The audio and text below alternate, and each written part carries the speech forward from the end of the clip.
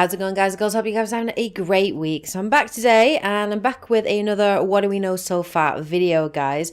This one is actually on Detroit Become Human, which is set for release next month on the 25th of May. It is available exclusively on the PS4. In the background here, I'm actually playing the demo, which became available yesterday on the PS4 for you to go ahead and check out and play. Highly recommend you playing it. It's really good and it will give you a good idea of what the game is all about. So this is just a little bit of information about the game, what we know so far about it. So let's get started. So Detroit Become Human is actually developed by Quantic Dream, and for those that may not know, they are well known for bringing us previous titles including Beyond Two Souls and Heavy Rain, both of which did very well and a very sort of interesting playthroughs. I have done a full Let's Play series of Heavy Rain and really enjoyed it. So I'm very much looking forward to Detroit Become Human. The game itself has had a pretty big budget of about £30 million, and it's actually based on Quantic Dream's 2012 tech demo, which was called Kara, which is basically the story of an android who wants to live as a human and sort of gains artificial intelligence during the course of the tech demo. I will put a link in the description below for you guys to check it out. It's really interesting, and it gives you a flavor of what the game's kind of going to be about. So the general sort of premise of Detroit Become Human, well, it's a Blade Runner type universe where androids are pretty much used by the human race for servitude. And during the course of the game, the several androids start to gain sentience and artificial intelligence, and of course inevitably fight back against the human race and sort of start to rebel. And that's kind of what it's about. The plot itself will actually revolve around three main characters. Now, I have read somewhere that there are actually 7 playable characters. I only read this in one source, and I don't know how sort of true it is, but in terms of the characters that we know, Quantic Dream have confirmed 3 characters definitely that we will absolutely be playing as, and those are Kara, which is the same name, same voice actress, same character that was in the tech demo, and effectively it sort of continues on her story after the tech demo.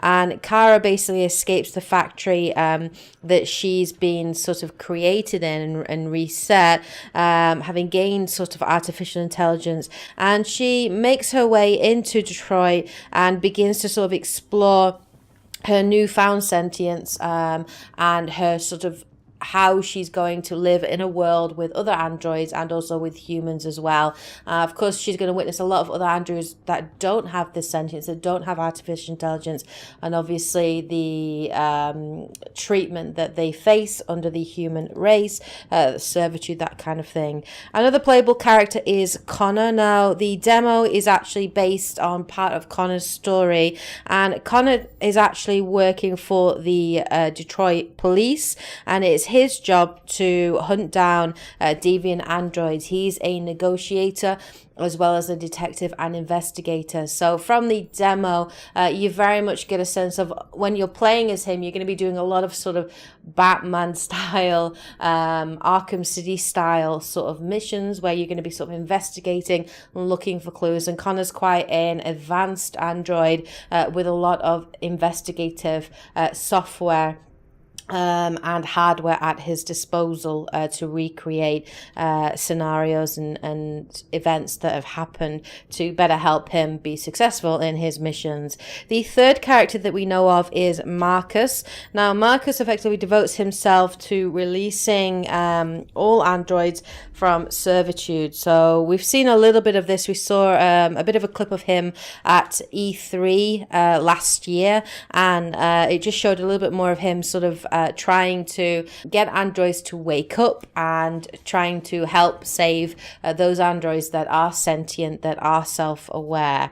The story itself is actually going to be huge. It is written and directed by David Case, and it's based on a 2,000-page script that actually took David 2 years in total to write. He actually took inspiration from Ray Kurzweil's The Singularity is Near, which explains that the rate that human intelligence develops actually pales in comparison to that of a machine. Cage advised that he believes one day that machines would have emotions, and that he wanted to sort of portray this kind of in the game in Detroit Become Human and the struggle that they face. So it's quite interesting because, you know, apart from films like I, Robot, when it comes to that kind of like Blade Runner type universe, we haven't really seen too much from the viewpoint of the androids. So it's going to be really interesting to play as these characters.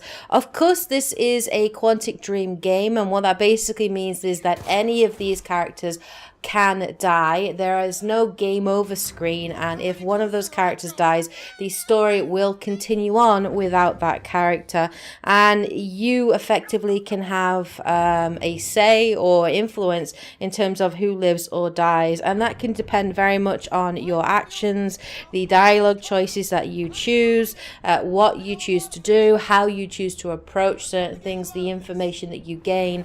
All these things can affect the story.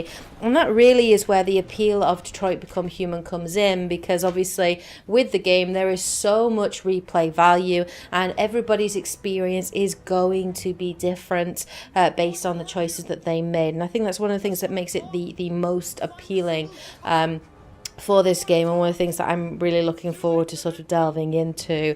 In terms of the look and style of the game looks fabulous. The facial animations look great. I can't wait to explore this kind of new sort of dystopian world.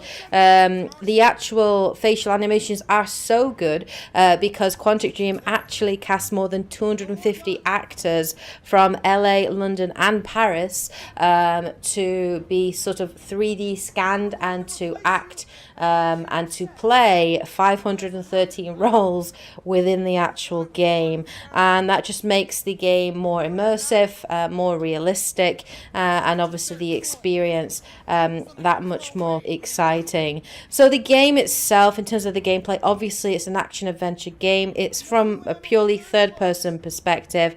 There are, of course, as we said, going to be multiple playable characters that can die.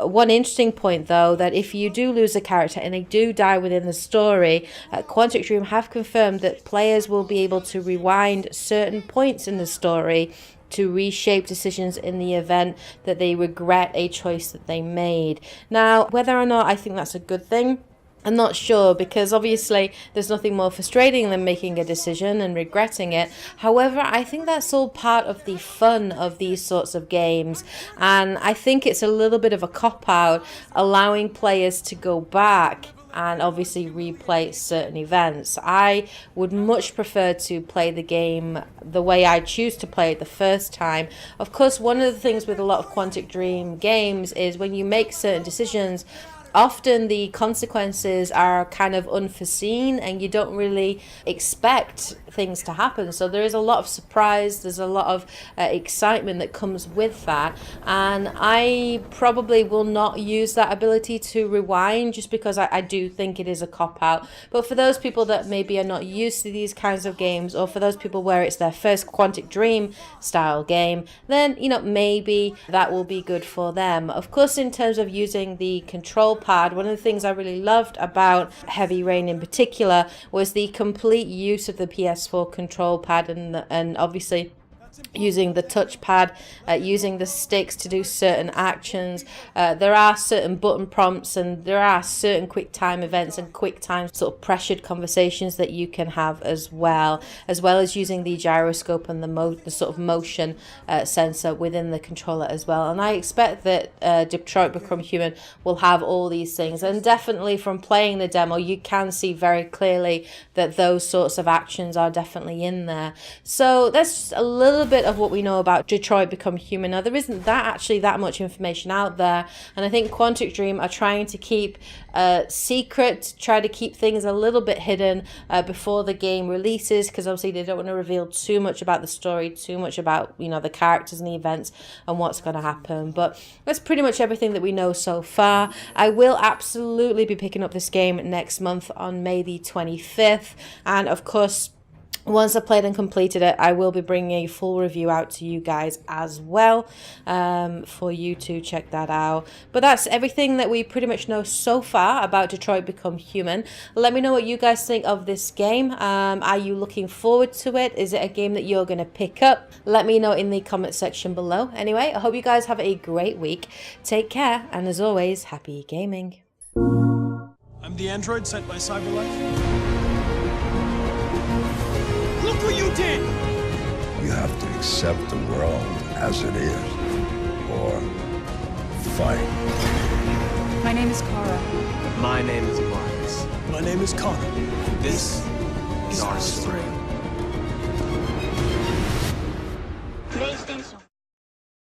For the players.